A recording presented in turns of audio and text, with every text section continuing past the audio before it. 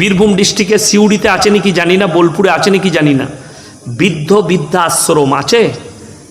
কথা বলে না। আপনাদের কেউ জানা আছে কি? আমার জানা নাই, নাই, জানা নাই। কলকাতায় আছে, বাঁকুড়া ডিস্ট্রিক্টে আছে, টাউনে কি আছে? বৃদ্ধাশ্রম। সেইখানে খোঁজ নিয়ে দেখুন, আমি চ্যালেঞ্জ ছুড়ে যাচ্ছি, যতগুলো মা বাপ আছে ওই বৃদ্ধ আশ্রমে একটা মুসলমানদের খুঁজে পাবেন না। এরা বলছে ইসলামে মডেলিং নাই। ভেবে দেখুন, আপনাকে বলে দিই, কটা খালি মডেলিং শোনাবো। এখন যতগুলো আপনাদের যদি বীরভূম ডিস্ট্রিক্টে সিউড়িতে আছে নাকি জানি না, বোলপুরে আছে নাকি জানি না, বৃদ্ধা আশ্রম আছে। কথা বলে না। আপনাদের কেউ জানা আছে কি? আমার জানা নাই, নাই, জানা নাই। কলকাতায় আছে, বাঁকুড়া ডিস্ট্রিক্টে আছে, টাউনে কি আছে? বৃদ্ধাশ্রম। সেইখানে খোঁজ নিয়ে দেখুন, আমি চ্যালেঞ্জ ছুড়ে যাচ্ছি, যতগুলো মা বাপ আছে ওই বৃদ্ধ আশ্রমে একটা মুসলমানদের খুঁজে পাবেন না। এটা কার বরকত? এই দাড়ি টুপির বরকত আর রসুলের বরকত। জোরে বলুন সুবহানাল্লাহ। কোরআনের বরকত, রসুলের হাদিসের বরকত, এই উলামাদের বরকত, মাদ্রাসা মসজিদ দাড়ি টুপির বরকতে একটা খুঁজে পাবেন না। কারা আছে? একটা চাষিবাসীর মা পাবেন না। Doctor, master, professor, engineer, high স্কুলের হেডমাস্টার, আইপিএস অফিসার, বড়বাবু, এই অফিসারদের, শিক্ষিত লোকদের মা বাবরা কোথায় আছে? কথা বলে না। বৃদ্ধাশ্রমে। কোরআন খুলুন, ওই হারামের আওলাদকে বলো, কোরআনটা ভালো করে শোনো। ইম্মা ইয়াবলুগান্না ইনদাকাল কিবার আহাদুহুমা কিলাহুমা ফালা তাকুল্লাহুমা উফিন ওয়ালা তানহারহুমা ওয়া কুল্লাহুমা কাওলান কারীমা। হে আমার নবী, বলো, তোমাদের মা বাবা যখন বৃদ্ধকালে বৃদ্ধাক্যে চলে যাবে, তাদের তোমরা এমন ভাবে খিদমত করবে যেমন শিশুতে তোমাদের লালিত পালিত করেছে। জোরে বলুন সুবহানাল্লাহ। এটা কোরআনের আদেশ।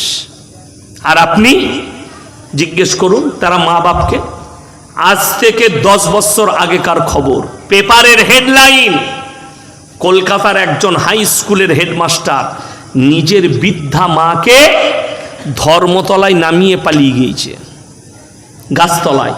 তুমি বসো, আমি আসছি, আর আসে নাই।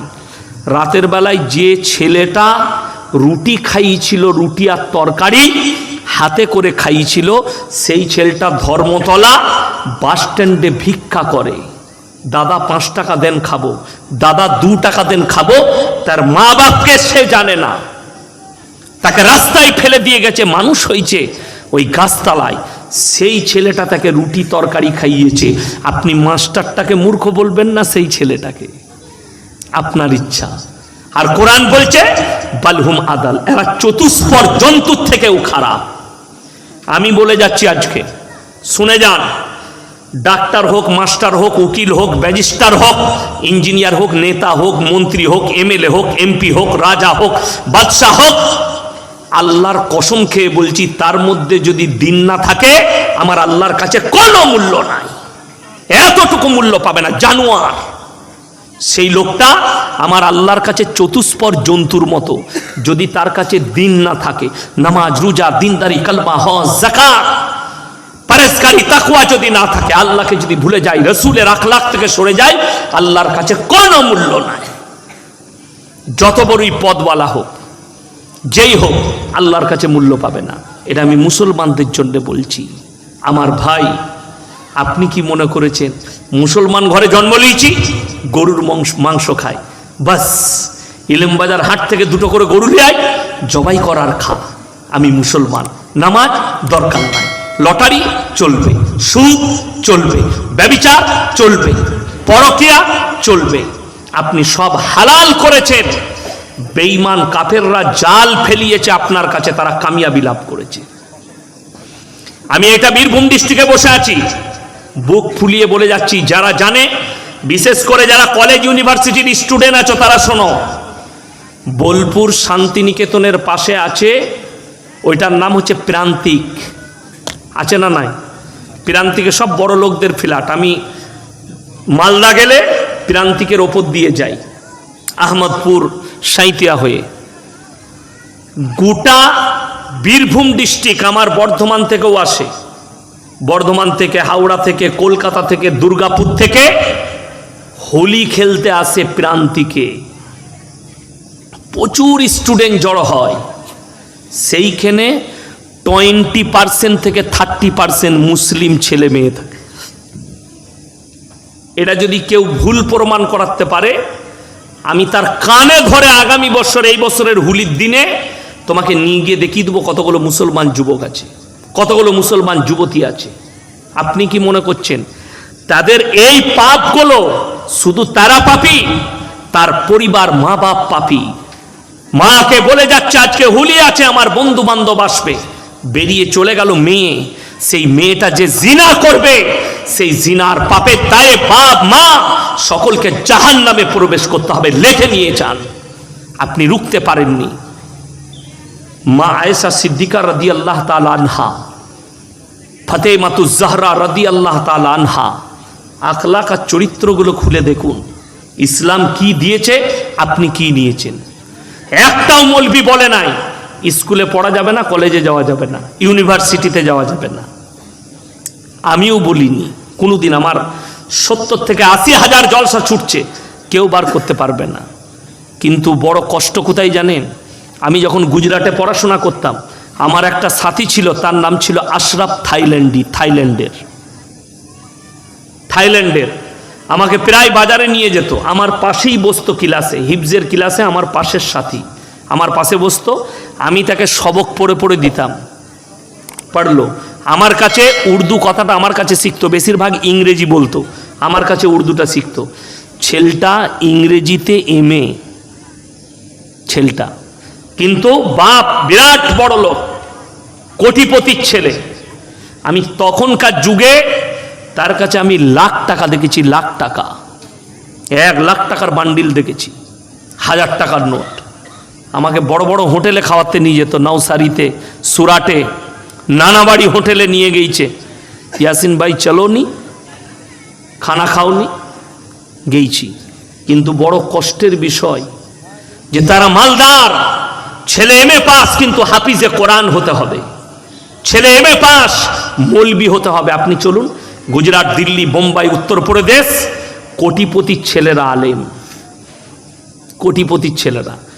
জানেন বাংলা, বিহার, উড়িষ্যা, আসামের সব থেকে বড় লয় ভারতের যতগুলো শিল্পপতি আছে, তাদের মধ্যে একটা শিল্পপতির নাম হচ্ছে মোল্লা বদরুদ্দিন আজমাল। আতর ব্যবসায়ী, পৃথিবীর শ্রেষ্ঠ আতর ব্যবসায়ী। এখন সব থেকে দামি পৃথিবীর ব্র্যান্ড আতর হচ্ছে আজমলের আতর। কাবা ঘর ধোয়া হয় তিনার আতরে, কাবা ঘরটা ধোয়া হয় আজমলের আতরে। তার যতগুলো ছেলে আছে সব আলেম, ভাবতে পারেন। তার যতগুলো বেটা আছে আলেম, সব কটাকে আলেম করেছে। হাজার হাজার কোটির মালিক, মিনিমাম 5 থেকে 10 হাজার কোটির মালিক। পৃথিবীর এমন কোন রাজধানী শহর নাই পৃথিবীর যে রাজধানী শহরে তিনার আতরের দোকান নাই। বোম্বেতে যে দোকানটা আছে, খালি বিল্ডিংটা কিনেছে 500 কোটি টাকা দিয়ে, আর সেখানে মাল ভরা আছে 25 থেকে 30 কোটি। আমি একটা এইটুকু আতরের দাম জিজ্ঞেস করলাম, বললে 700 রুপিয়া। এইটুকু 1 তোলা আতর আমার বাড়িতে রাখা আছে। CR7 এইটুকু আতর নিলাম, কিতনা 1100 রুপিয়া। CR7 আতর লাগিয়ে দিলে 7 দিন খুশবু যাবে না জামা থেকে, কাচলো। কিন্তু ছেলেদিকে আলেম করেছে, সব আলেম। আপনি যতগুলো মুসলিমদের বড় বড় ধনী দিকে, খালি আমাদের বাংলার বুকে গরিবের ছেলেরা মাদ্রাসায় পড়বে, বড় লোকের ছেলেরা আলামিনে পড়বে, ডাক্তার হবে, মাস্টার। কে বললে ডাক্তার হওয়া যাবে না? কে বললে মাস্টার হওয়া যাবে না? কে বললে প্রফেসর হওয়া যাবে না? আজকে আমাদের সমাজে আলেমদের দশাটা এইটাই। মুফতি তাকি উসমানির বয়ান শুনছিলাম, একটা খুব সুন্দর কথা বলেছেন कि हर इमाम को चाहिए इमामती की साथ साथ कोई कारोबार करे, ব্যবসা করা। আজকে আপনারা পার পেয়ে গেছেন। মৌলবীরা হক কথা বললে মসজিদ থেকে বার করে দেয়। যদি মৌলবীর কাছে সচ্ছলতা আসে ব্যবসা করে, তো আপনার বাঁয়ে আর বোয়াবে না, তখন আপনারা বুঝতে পারবেন। আপনার কি মনে হচ্ছে আমি এখানে বসে আছি, আমি ব্যবসা করি না, শুধু জলসা করি আর মাদ্রাসাওয়ালা? আমার ব্যবসা আছে, আমি ব্যবসা করি, আমার ব্যবসা আছে। কেন করব না? সুন্নত। আর ব্যবসা থাকলে কারোর পরোয়া করা যাবে না। আপনি আজকে আমাকে দাওয়াত দিয়েছেন, আপনার দিবার দরকার নেই। যদি মনে হয় যে এসব কথা শুনতে পারবো না, গায়ে লাগছে, আমার দরকার নেই, ব্যবসা করে খাবো, জলসা করবো। জলসা করলে আমার হক কথা শুনতে হবে। আমার ভাই, আজকে পৃথিবীতে তাকিয়ে দেখুন, ক্রিমিনালকে আপনি বীরভূমের সিউড়ি জেলটা গিয়ে নজর দিয়ে আসুন। হিরোইন পাচারে অ্যারেস্ট হয়েছে কে? মুসলিমদের যুবক। গাঁজা পাচারে কে? মুসলিমদের যুবক। মার্ডারে কে? মুসলিমদের যুবক। এই বীরভূমের ঘটনা বলছি, খালি দেখে দেন। বাগদুই কাণ্ড, 11টা পরিবারের ঘর আগুন জ্বলে গেছে, এমনকি বাচ্চা ছেলে পর্যন্ত রেহাই পায়নি।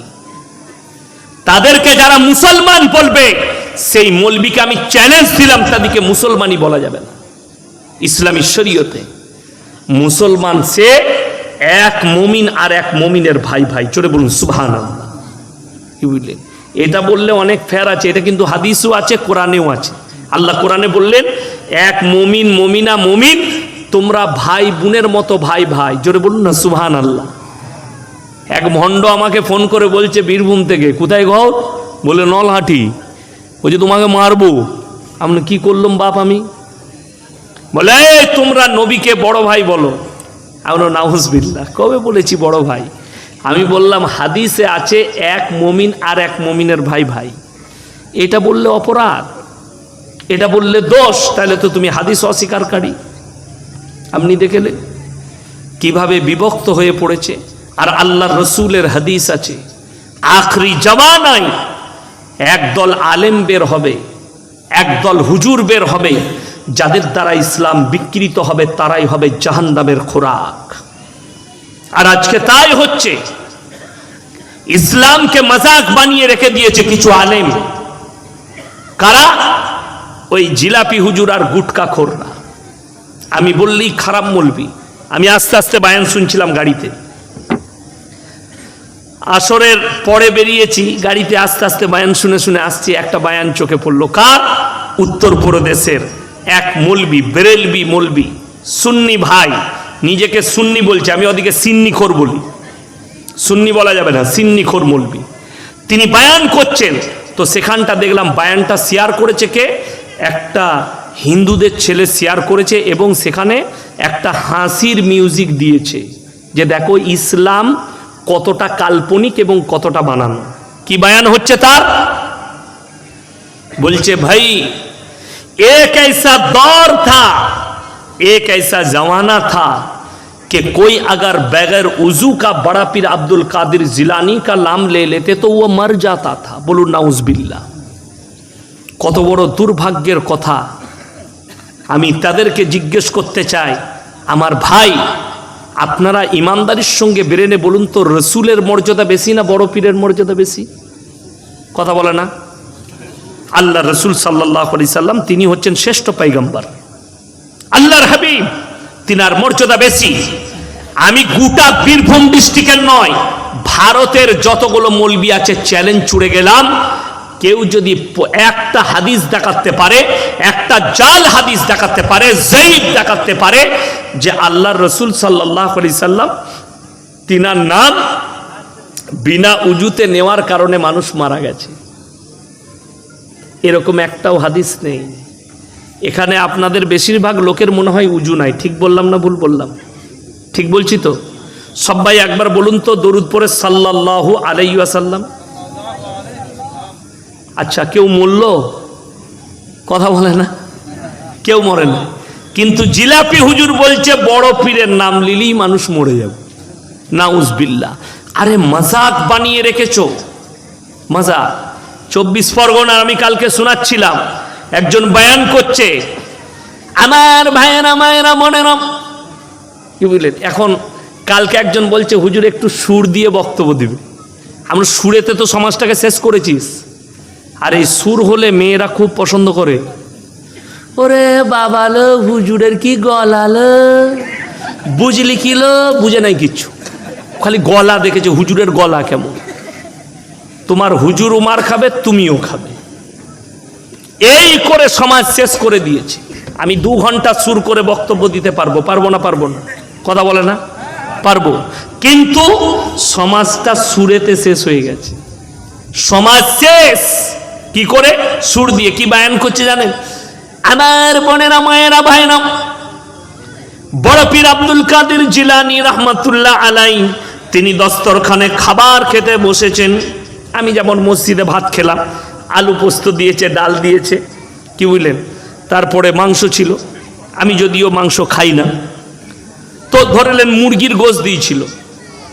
তার একজন মুরিদ বলছেন, বড় পীর আব্দুল কাদের জিলানী রহমাতুল্লাহ আলাইহি দেশি মুরগি দিয়ে ভাত খাচ্ছেন। তার মুরিদ বলছেন, বাবা আপনি কেন জান মেরে খাচ্ছেন? বড় পীর তখন বলছে, বাবা আমি যে মুরগিটা খাচ্ছি, খাওয়ার পরে মুরগিটাকে জীবিত করার ক্ষমতা আমার আছে। জোরে বলুন নাউজুবিল্লাহ। এর থেকে বড় মিথ্যার কিছু হতে পারে?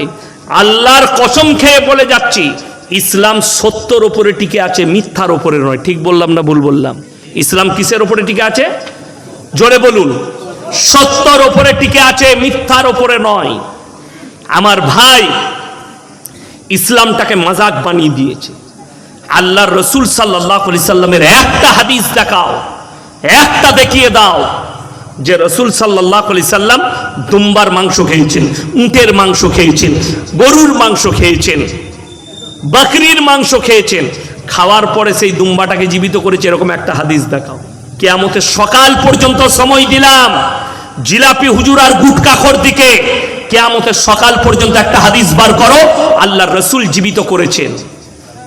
রসুল সাল্লাল্লাহু আলাইহি সাল্লাম পৃথিবীর শ্রেষ্ঠ পয়গম্বর, শ্রেষ্ঠ নবী, তিনার একটাও হাদিস নেই। আর আপনি মানুষকে গুমরাহ করছেন এই বলে এটা দিন। আপনি ভেবে দেখুন, এই জুম্মা মনে হয় যে জুম্মাটা গেল, সেই জুম্মায় আমি একটা জায়গা কিনেছি, দোয়া করবেন। একটা স্কুল এবং মেয়েদের জন্য মাদ্রাসার একটা ইরাদা করেছি, যেন আল্লাহ কবুল করে, বলুন আমিন। তো কারো কাছে চাঁদা করে কিনিনি, আল্লাহর রহমতে আমি কামাই করে এই জলসার পয়সা থেকে কিনেছি জায়গা, বাস্তব কথা বলছি। আর নিয়ত করেছি করব মানুষের খিদমতের জন্য।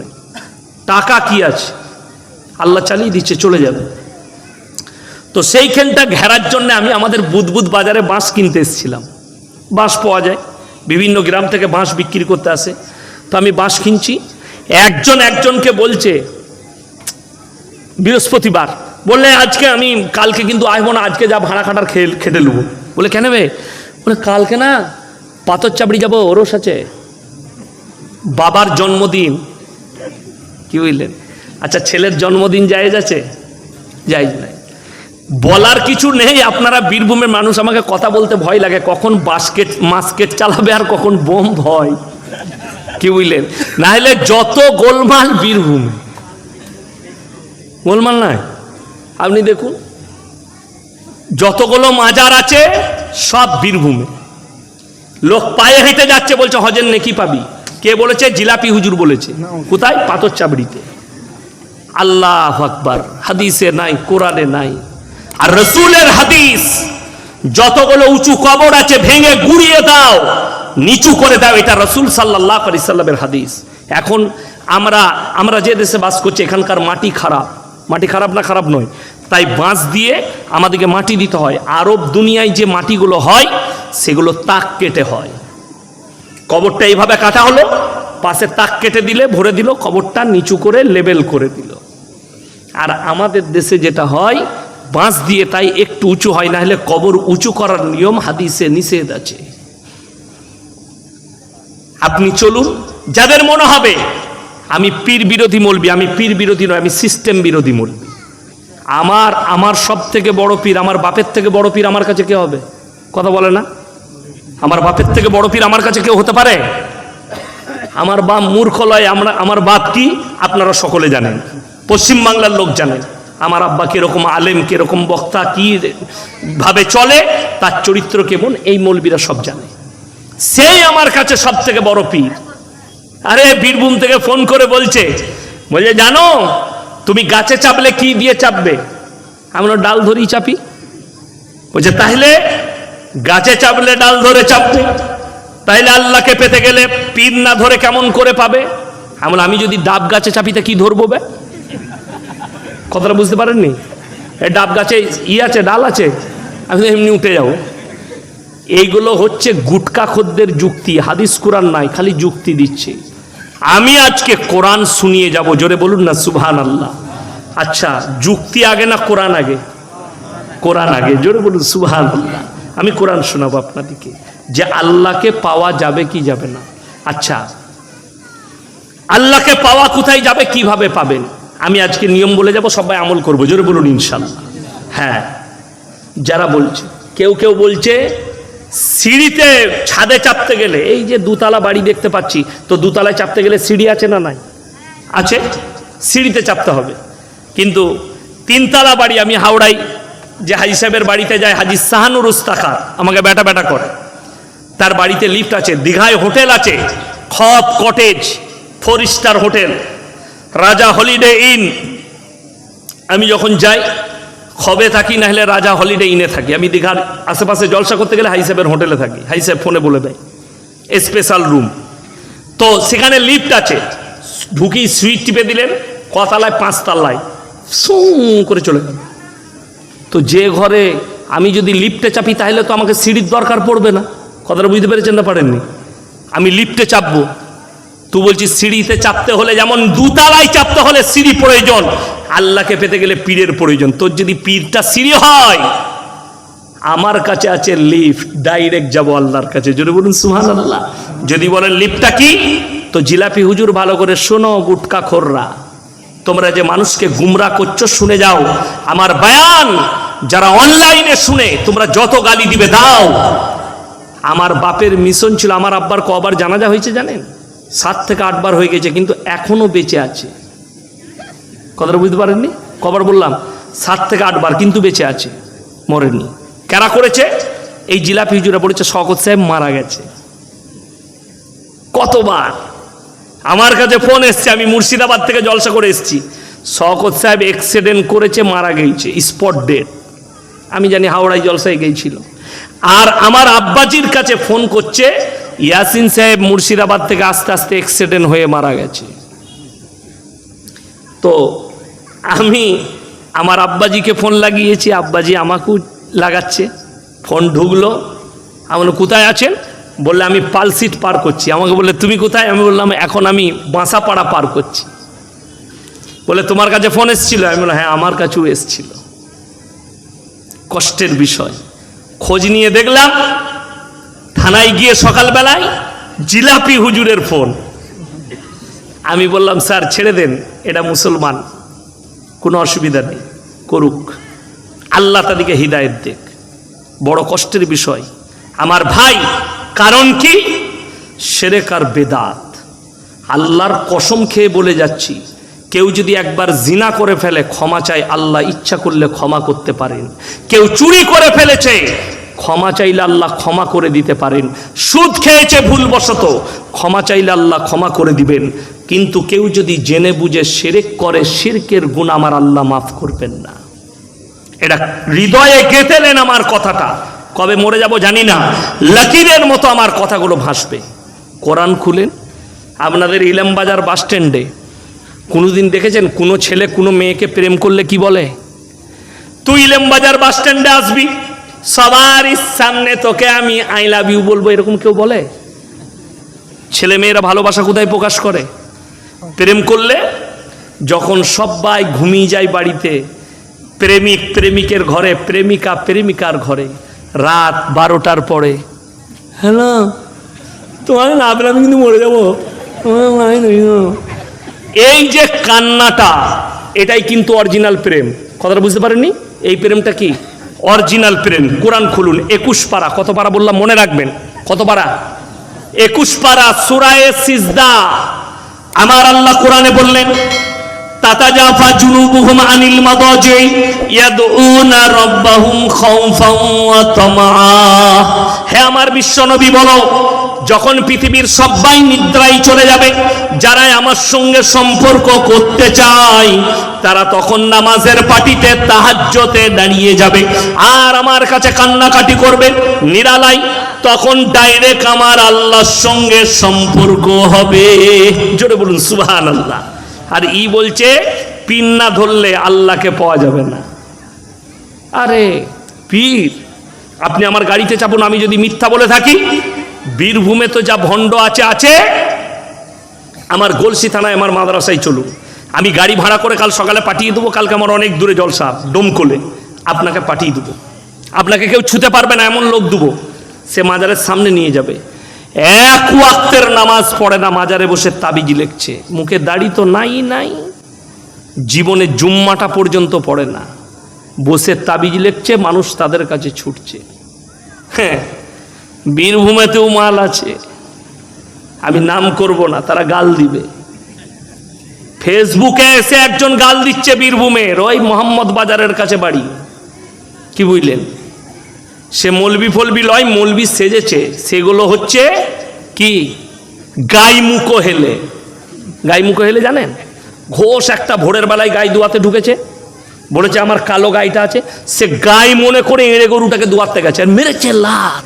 তখন দেখছে শালা এটা এঁড়ে গরুবে, গায়ের মতন মুখটা, ওই মাল কটা ওই রকম, মাদ্রাসার মুখ দেখেনি, তাবিজ লিখছে। ওই মোহাম্মদ বাজারের পাশে একটা গ্রামে বাড়ি, সে দেখছি ফেসবুকে আমাকে গাল দিয়েছে, আরে ইয়াসিন সবাইকে হারামখোর বলে, এই বলে। আবে হারাম কাজ করছিস কেন? লোকের মালকে আত্মসাৎ করছিস কেন? তার ভিডিও দেখলাম, মেয়ের গায়ে হাত দিয়ে জেন ছাড়াচ্ছে, হারামের ওপরে হারাম। এরকম লোকগুলোকে জুতো করে পিটিয়ে মারতে হবে, ইসলামের কলঙ্ক, জিনা করার পাপ হবে। আর এর কাছে মানুষ ছুটছে। আরে বুদ্ধি নেই, আমাদের বেতন 5,000 10,000, আর যে হাটেতে প্রতি হাটে 1 লাখ টাকা ইনকাম করে, সে তাবিজ নিতে আসছে আমাদের কাছে, হুজুর বরকতের তাবিজ দেন। বরকত তো আমাদের আগে দরকার। তোর মাসে 1 লাখ টাকা, দিনে 1 লাখ টাকা ইনকাম, সপ্তাহে মাসে 4 লাখ ইনকাম করিস, আর মাসে 5,000 আমার, তাহলে বরকতের তাবিজটা কাকে লাগবে আগে? ইমামকে লাগবে না? যে মৌলবীর কাছে নিচ্ছিস তাকে জিজ্ঞেস কর। অবস্থা এত খারাপ সমাজের। আপনি যান বোলপুর স্টেশনের বাইরে, দেখবেন চট বিছিয়ে বসে আছে, ছিঁড়া চট, একদম অ্যাটার্চি। সকালবেলায় দেশি সর্ষের তেল লাগিয়ে মাথাটাকে আঁচুড়ে চলেইছে, সাবানও পায় নাই হারামখোর মাখার। পয়সা থাকলে তো সাবান মাখবে, ওটাও নাই, দিয়ে বসেছে অ্যাটার্চিটা খুলে। চাকরিজীবী, কোথায়? বর্ধমানে চাকরি করে, নাইলে সাঁইথিয়ায় করে, নাইলে রামপুর হাটে ট্রেন ধরবে। বাবা আমার হাতটা দেখুন তো, বিরাট গোলমাল তো। তোমার ভাগ্য খারাপ যাচ্ছে, তোমার ছেলে হয়নি, তোমার মনে হচ্ছে প্রমোশন হয়নি, কি করতে হবে বাপ? এই দেখো, এই আংটির, এই পাথরের আংটি পরলে তোমার ভাগ্যটা ফিরে যাবে। কিন্তু আমার দুঃখটা কোথায় জানেন? যে নিচ্ছে সে 50,000 বেতন পায়, যে দিচ্ছে একটা পাথর বিক্রি হলে, ওই বোলপুরের বাইরে দেখবেন রুটি আর তরকা বিক্রি করে 20 টাকায় 2টো রুটি না 3টে রুটি আর তরকা, ওইটা খেতে পাবে, নাহলে পাবে না। একটা আংটি পাথর বিক্রি করলে যে নিচ্ছে সে 50,000, যে দিচ্ছে ছিঁড়া চটে বসে আছে, একবারও বলতে পারছে না এই ভাগ্যর আংটির পাথরটা তু পড়লে কাল থেকে মমতা খালার পাশে থাকবি। কথাটা বুঝতে পারেন নাই? ভাগ্যটা কার দরকার? যে ছিঁড়া চটে বসে আছে না, যে 50,000 পাই তার। তাহলে যে নিচ্ছে তার দুর্ভাগ্য না যে দিচ্ছে তার দুর্ভাগ্য? ভেবে দেখুন আপনারা। এইটা বুঝাতে চাইছি, বড় কষ্ট লাগে। যদি বলছেন যে হুজুর ছেলের রোগ হলে কি করব, হাদিসে আছে সমস্ত রোগের শিফা হচ্ছে সূরা ফাতিহা। জোরে বলুন সুবহানাল্লাহ। আরে আপনি নামাজি, আপনার বিবি নামাজি, 11 বার সূরা ফাতিহা পরে পানিতে দম করে ফুঁক দিয়ে খাইয়ে দেন, আল্লাহ চাইলে শিফা দিবে, শিরক হবে না। কিন্তু বড় কষ্ট লাগে, ছেলে হচ্ছে না। অনেক মৌলবি আছে, আরে আপনাদের এইখানেই আছে, আমি নাম করব না কোথায়, টায়ার লাচাই, টায়ার টিউ লাচাই ঘরের ভেতরে, তাবিজের ব্যবসা করে। আল্লাহ হেফাজত করুক এদের কাছ থেকে সমাজকে। প্রতারণা, মিথ্যা কথা। আপনি রাতের বেলায় যদি একা ইলেম বাজারে নামেন, ধরলেন লরিতে এসে নামলেন, আর ওইখান থেকে যদি একা হেঁটে হেঁটে আসেন, আপনার পায়ের চপ্পলে মনে হবে পেছনে আর একজন হেঁটে আসছে, মনে হবে না? হবে না? তারপর যার দুর্বল হবে হাতটা, সকালবেলায় হুজুরের কাছে হাজির, কি বাস বাজার করে আপনি অবাক হয়ে যাবেন। আচ্ছা, এইখানে ইলেম বাজারে ল্যাবরেটরি আছে না? নাই, আছে। রক্ত পরীক্ষা করে, আপনি গিয়ে রক্ত দেন, সহজে রোগ ধরা পড়বে না। কিন্তু কিছু ভণ্ড আছে, জামা মেপে রোগ বলে দিচ্ছে। শালা জামাতে কি রোগ বে, রক্তই রোগ ধরা পড়ছে না, ও জামাই রোগ বলে দিচ্ছে। এরা মার খাবে না, খাবে না কবরে। আমি বললি খারাপ বলবি, ফেসবুকে যত গালি দিবে দাও, আমি তো দোয়া করব আল্লাহ তোমাকে হিদায়েত প্রাপ্ত করুক, হেদায়েত দান করুক। গোটা বীরভূম ডিস্ট্রিক্ট তাবিজে ভরে গেছে। আমি নাম করব না, নানুর থানা না হলে বাসাপাড়া, না হলে কিন্নিহার হবে, তার নাম লুব না। এক কানা দাজ্জাল আছে, হারামখোর, পাটা খুঁড়া, সে নিজে পীর সেজেছে,